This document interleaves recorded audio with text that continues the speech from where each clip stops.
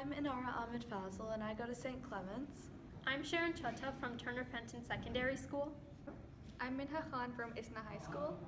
This summer we have been busy in Lasson's Biomedical Engineering Lab under the mentorship of Professor Ibrahim Ghafarzadeh and a few of his students.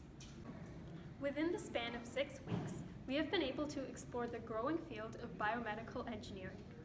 We acquired a detailed understanding of how the body functions by sending electrical impulses through neurons connecting to different muscles. And how we can engineer devices to track and analyze these signals, such as the EMG, ECG, EOG, and EEG. We were able to operate these biomedical devices and thus develop a strong background for research.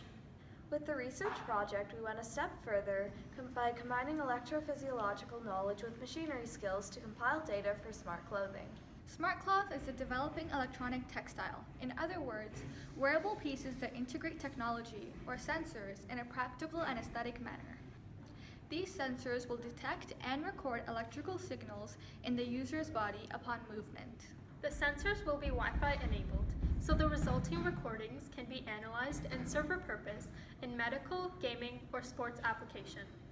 For example, a child who's playing a video game wearing SmartCloth can use their body as a controller. The game would be connected to SmartCloth and be receiving signals from its sensors.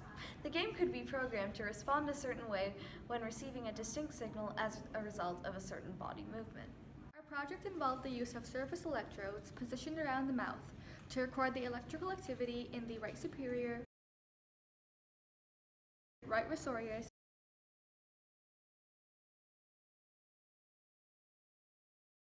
and right inferior muscles, as the subjects spoke different words.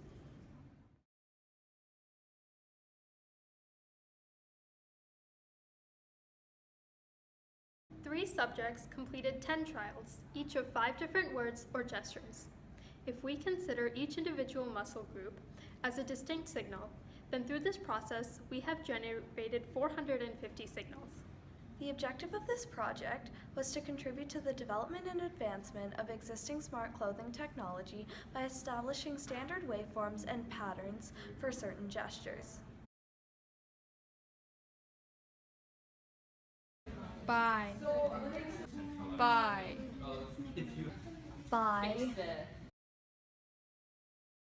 Yes. Yes. Yes. No. No. No. Please. Please. Please. Thanks. Thanks. Thanks.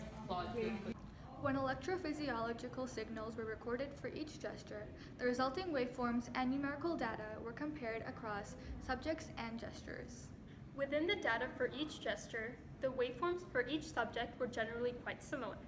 However, when one gesture signals were compared to another, the waveforms were distinct. This differentiation between waveforms for different gestures can allow smart clothing technology to recognize different movements based on detected signals and respond accordingly. While the distinctions in waveform between gestures were very apparent, our data showed some variation within a gesture in the signals from each subject. Since this variation results in a less accurate waveform, further data collection and analysis is required. If this experiment is repeated for a more representative population of subjects, categories could be created according to, for example, age, weight, height, ethnicity, etc., and accurate waveforms for each would be generated. This would define smart clothing more accurately for a wider range of users.